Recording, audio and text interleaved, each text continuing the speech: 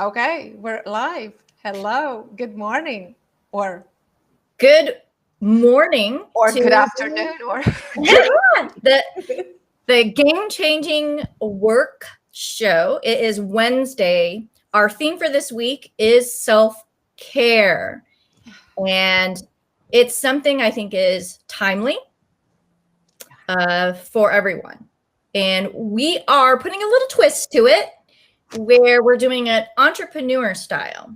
So those of you that may not personally know Roxana and myself, we've all been employees. We have each of our individual journeys. Roxana has an amazing story. If you ever watch her TEDx talk, you get a little glimpse of her world. But all of us have a story. But we wanted to share what we've been doing or what we have done when we are employee or the challenges that we're having today. And we'd love to hear from you some of the challenges that you have had as well, because at the end of the day, we're trying to promote everyone to take a step back and pause and ask them, what are you doing to take care of you? That is such a great question. And I love it because I use it all the time. And especially when you talk to people, they're taking care of everybody, right? They're taking care of the team, they're taking care of the work, they're taking care of the family, they're taking care of the kids. Well, who's taking care of you? And how?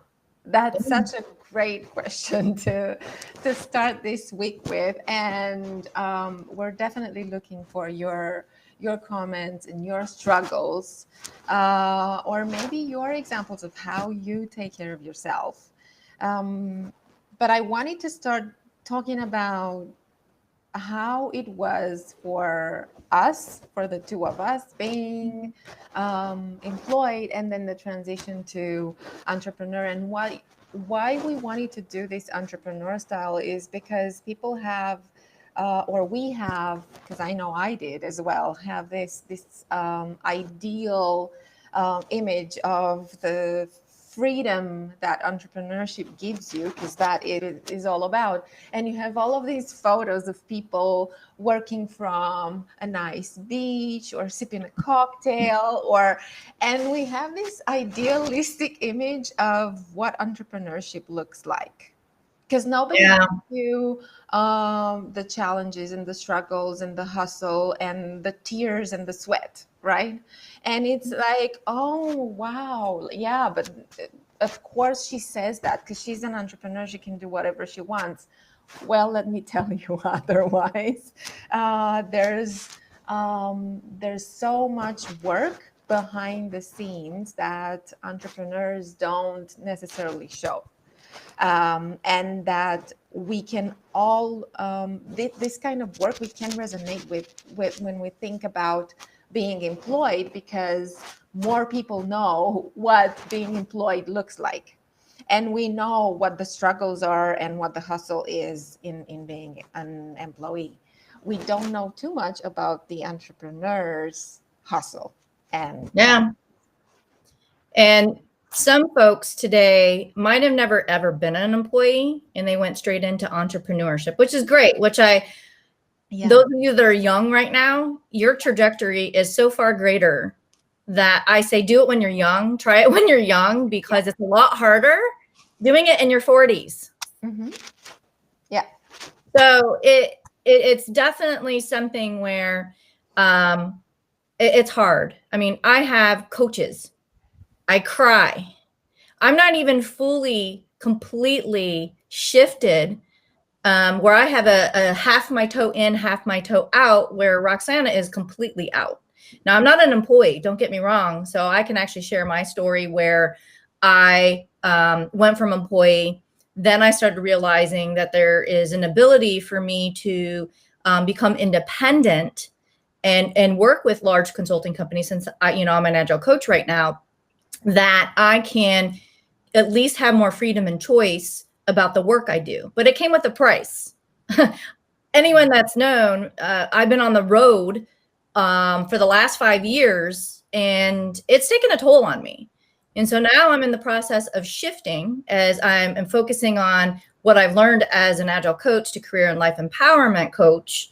because I'm fully going into that entrepreneurship. And I'm not gonna lie, it scares the shit out of me, everyone, because now I actually have to go out there and get my own direct business. And I have gotten some, yay! But every day I doubt myself.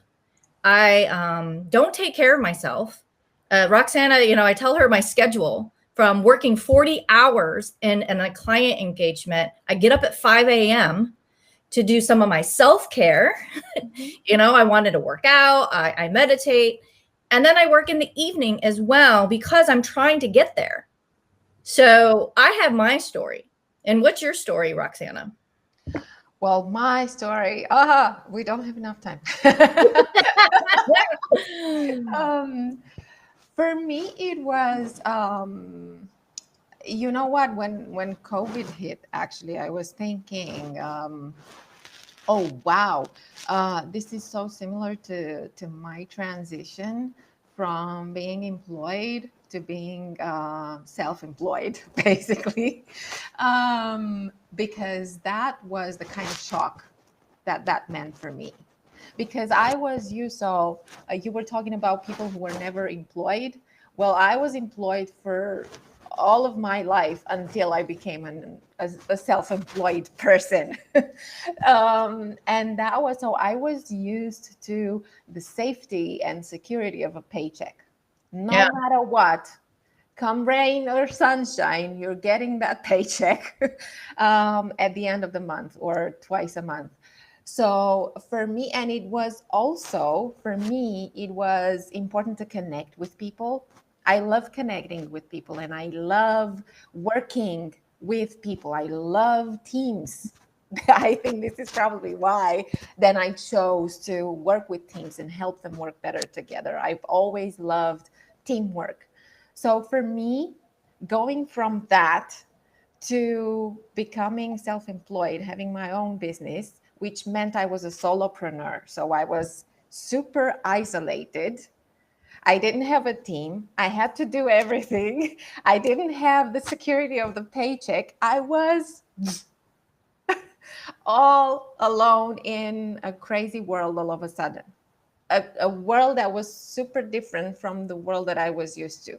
Now, for me, that is also linked to moving from Romania all over across the ocean to Canada. That's a huge shift.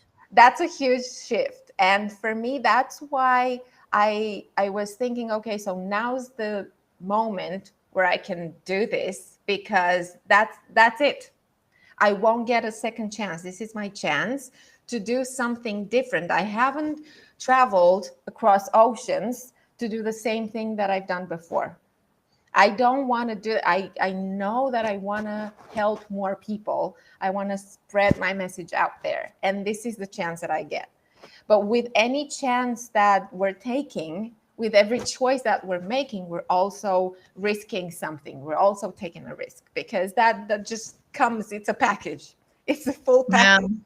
So for me, it was all about how, and I wasn't prepared for it. I guess it was always in me. Like if I think about my game-changing profile, and the way that I used to do things in the corporate world, where the roles where I loved being in is the roles where I had my independence and I could do whatever I was thinking of doing, coming up with ideas and making things differently.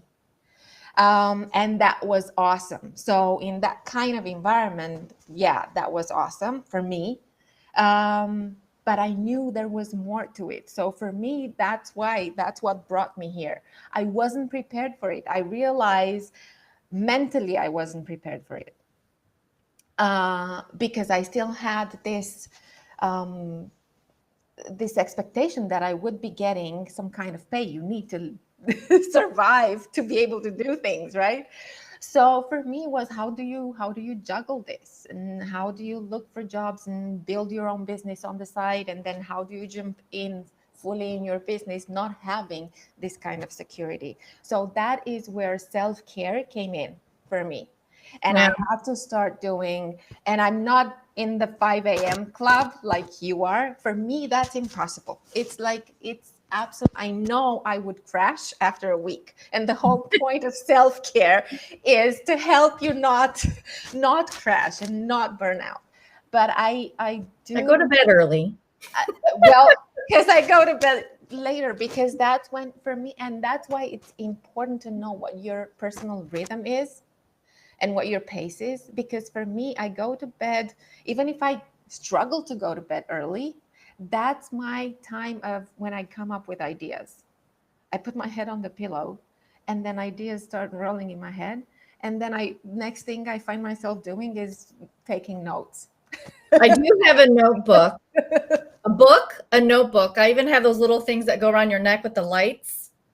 Uh-huh. Uh-huh. Yeah, so it's not easy. I think that's probably why I got coaching this year.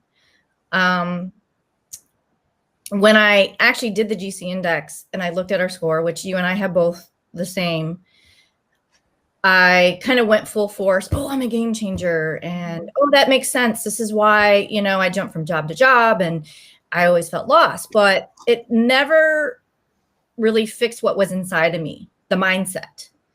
And so that's kind of the journey that I've gone through this year of really unlocking that, because the reality is in our score, we have a low inclination of implementer. And so me trying to really get out there, and anybody that's known me, I have always had ideas. I've always had things that I wanted to do, but I never acted on them. Like it always fell short. Like I had no problem getting a new job because I had that security of working for a company.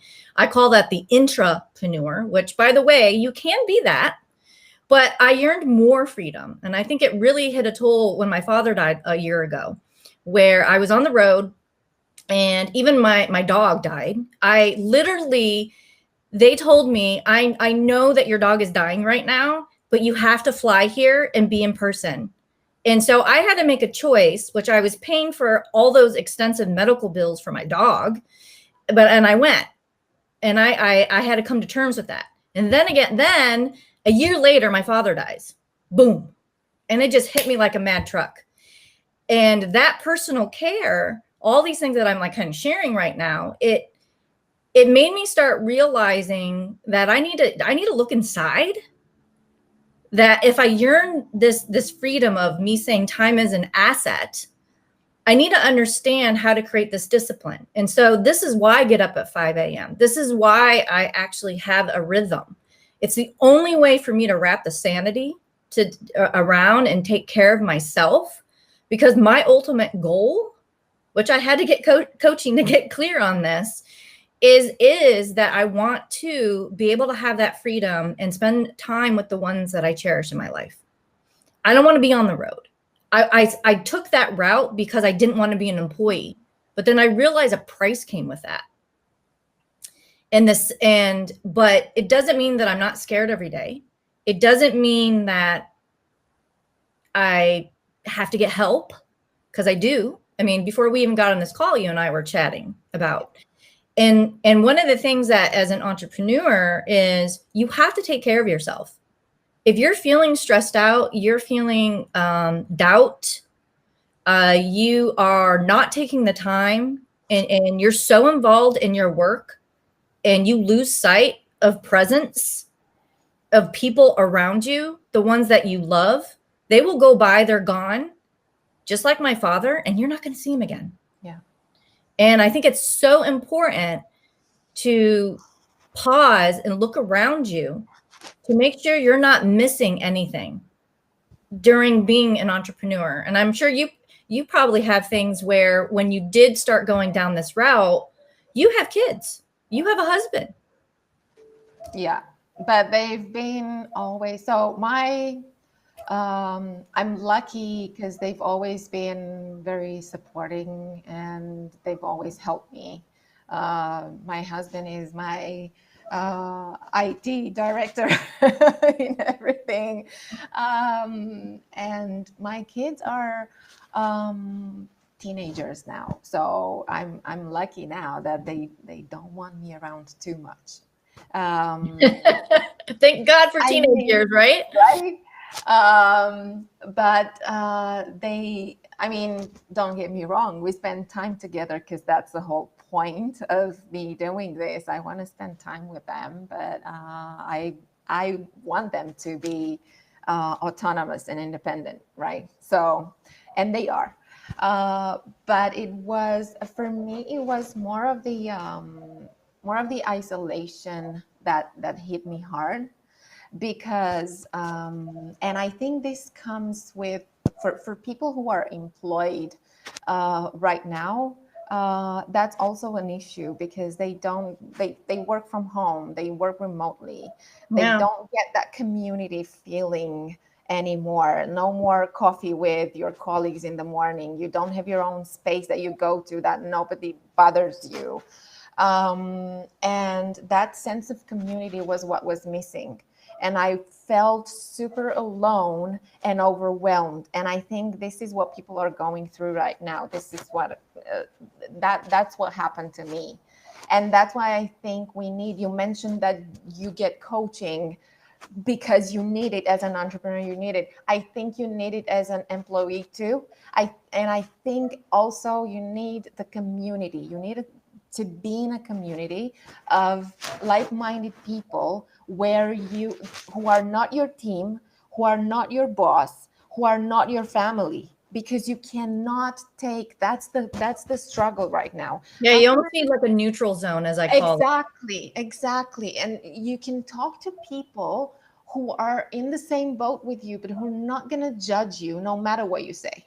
Yeah, it's one of the things I always love is talking to people that really don't know anything about me, because I can disconnect Yeah, exactly. from whatever I say. They don't really know my story. And I actually like that. Mm-hmm. I think that's probably why throughout my whole life, I've had a whole bunch of plethora of different friends, because it allowed me to step into different perspectives that they gave me. And I loved that. You know, one of the things those of you that might be watching either now or later, I wonder, even as an employee, have you taken any vacation yet? One of the things, and bless my father was actually in HR, so I was very fortunate to get really great advice from him. And I don't know if a lot of you ever think about this, but your salary package, your benefits are actually included in that calculation. He always told me that. He said your sick time, your vacation time is actually calculated how they pay you. Yeah. And he said, use it all. And I implore all of you to think about, how are you using your vacation time? There's a lot of times I talk to either my coworkers when I was employed, I used every single bit of it. And I was very responsible about it. A lot of times I just took long weekends. So I was always there during the week. Like I would, do like a Thursday through Monday type of thing. So there was ways around me to be able to take it off. So I did it frequently because that's what I liked. But a lot of people I know, they will say, oh, I haven't taken my vacation time. And almost sometimes some people would brag about it. And I'm like, that's not anything to brag about. Exactly. That's unhealthy. And all of you should be thinking about, use that time, because that is how they're paying you.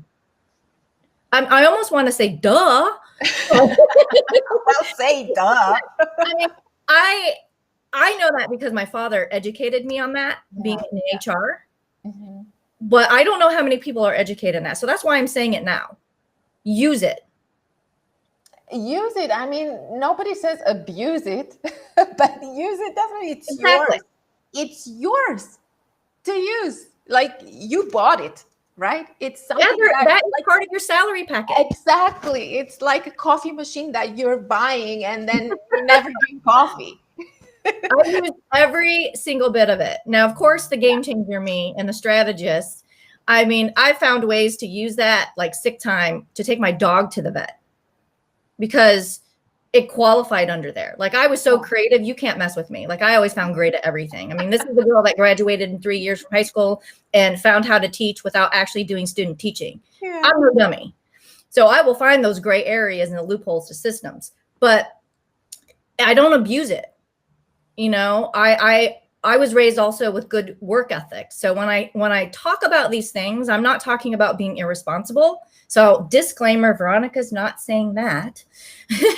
It's more of, you have these tools and abilities that they have given you, the benefit. If you are an employee, use it, because it's there for self-care. Mm-hmm.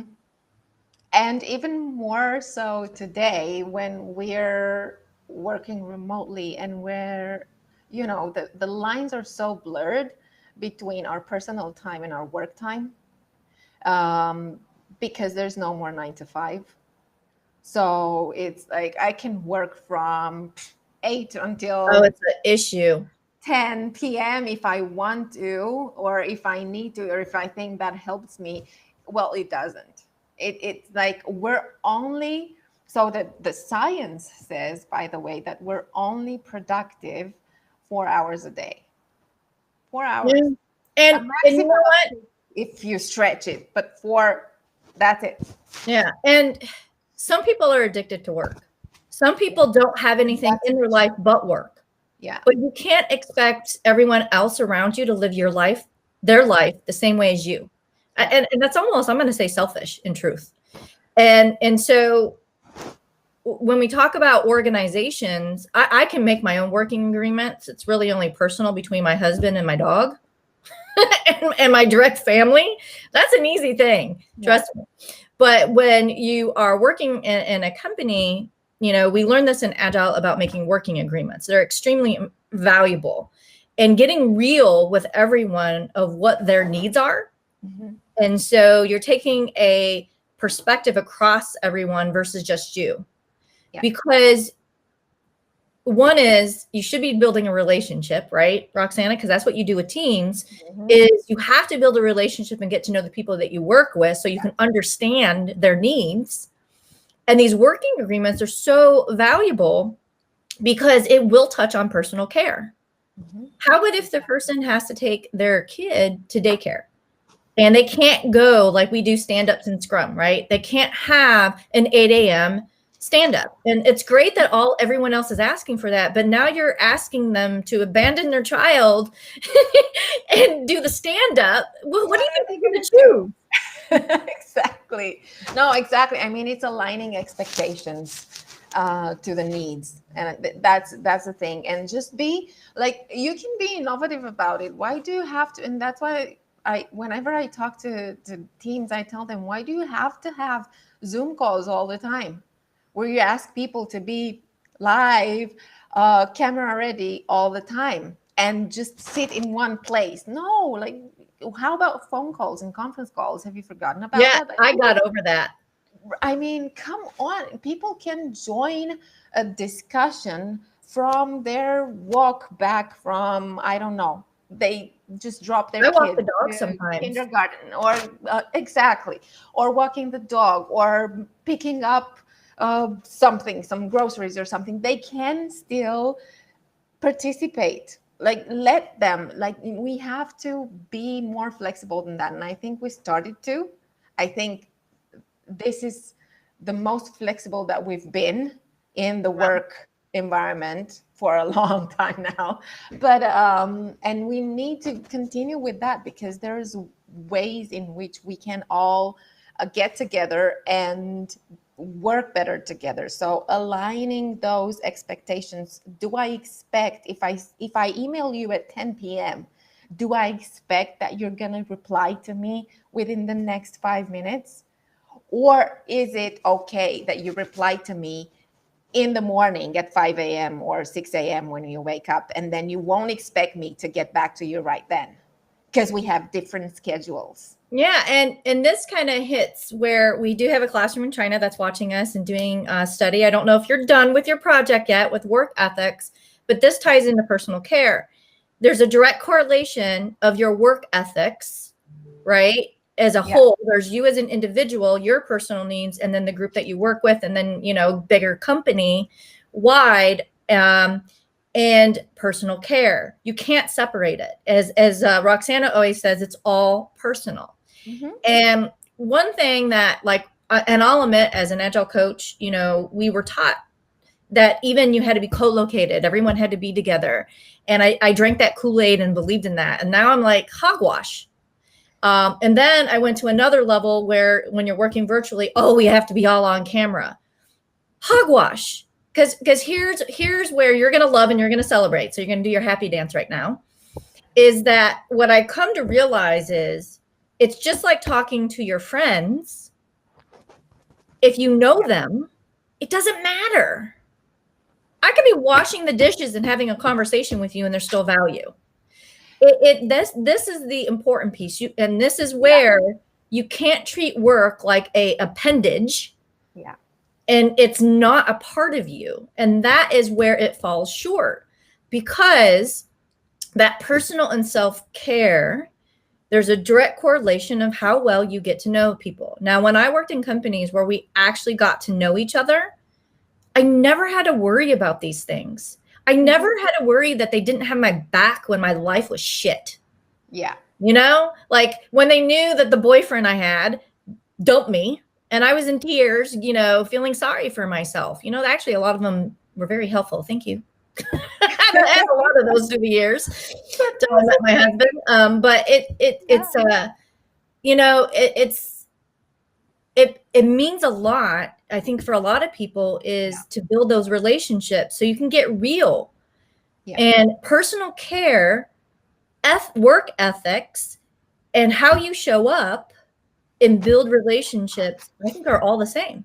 Exactly. Right? Yeah, no, they are. And the truth is you build trust in these little moments. And, you know, that's why I think everybody was so cool about kids coming in the picture whenever we had the Zoom meetings, or with people joining, as you said, washing the dishes or sitting down on the floor in the living room or from somewhere else in the house, because that is the kind of personal space that I share with you. And the kind of personal space that you share with me, that means I trust you. And that means you trust me. And we trust each other to share that space with each other. And that connects us better. I don't have to be all polished with a nice background behind me all the time when I'm in the same team with you. Oh, you know, my dog photo bombs me all the time. Exactly. I mean, I'm surprised Remy's not like on the door right now. I've already given up. Or my husband, you know, like I like today, I was like, don't forget, I'm going on air. Like I have a sticky note on my door now. It says on air. On air. Like, but that's the beauty of it, and that's the kind of flexibility that we need. And those are the things that build trust so quickly, and that connect us with each other so much better. That's so powerful. I was in a meeting with a few people, and at some point somebody yawned, and it was like so relaxing. I can't tell you how funny and relaxing that moment was for all of us right then. And then the person said, "Oh, excuse me, I didn't realize." And I was like, but I think we all feel like right now. Late at night. I mean, everyone takes it personal. That, you know what? That's probably another topic we need to talk about. Don't take it personal. It might not be about you. Yeah. So that's we what we wrap up here. We got 1 minute. Okay. So let's talk about, we have our game-changing work channel. Yes. Subscribe to it so you always know when we are going to be going live. Now, we do stream on Facebook. We have Periscope right now, but YouTube, all our videos are always stored on there, so you can always watch them afterwards. So subscribe to that. And comment and ask your questions, because we're here for you. That's why we're doing this. And please tell us what you would like us to talk about. I mean, challenge us, anything, because we love doing this, but at the same time, we're not just doing it for ourselves. And I think that's important to point out. Yeah. Now, what's going on with you, Roxana? What's going on? So I have actually started my webinar series today with the Lead for Legacy, Be a Dream Boss for yourself and for your dream team, where I talk about, guess what I start with? Self-care. Yeah. That's number one on the list. Some self-care stuff, why that is important, and going through the high performance cycle, which is preparation, high performance, recovery. So people, you're not in the Olympics 100% of your time. So join me for that. You will find it on Eventbrite. And you have your webinar. Yeah. So next week, I still work helping. Everything's always career and life empowerment for me, and helping people innovate. But since I'm an Agilist, I am starting with helping with people innovating their Agile careers. And so the first one that I'm doing is this webinar in regards to Scrum Masters. I figured let's stay in my wheelhouse and help them innovate themselves as Scrum Masters, since I know it is something that's growing as jobs out there today. It started as a role, but it really is a career, and I'm challenging everyone. What kind of Scrum Master do you want to be? And so please come and follow us. We will always have some things cooking up. And talking about cooking. Spectacular. Now, so we are going to be dressing up for Halloween, and I am not telling you what I'm going to be. And I've been trying to learn how to get in character for what I am this Friday. But we'll see how well I get there. You know, like I've been watching videos and stuff. I'm not going to give it away too much. So, but I don't know if I can pull it off, but I'll try. At least I'll try to look the part, but I don't know if I can accentuate as properly with this particular role I have. I'm thinking I can get into my character easily if I'm not taking care of myself.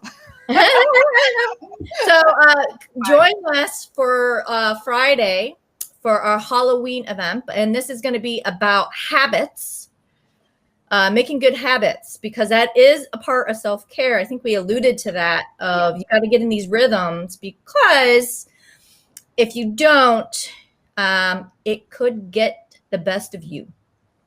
And they help us manage our fears. Whoa. Okay, we need to stop because we can go on forever. Okay, have a great day, everybody. Bye, everyone. Bye.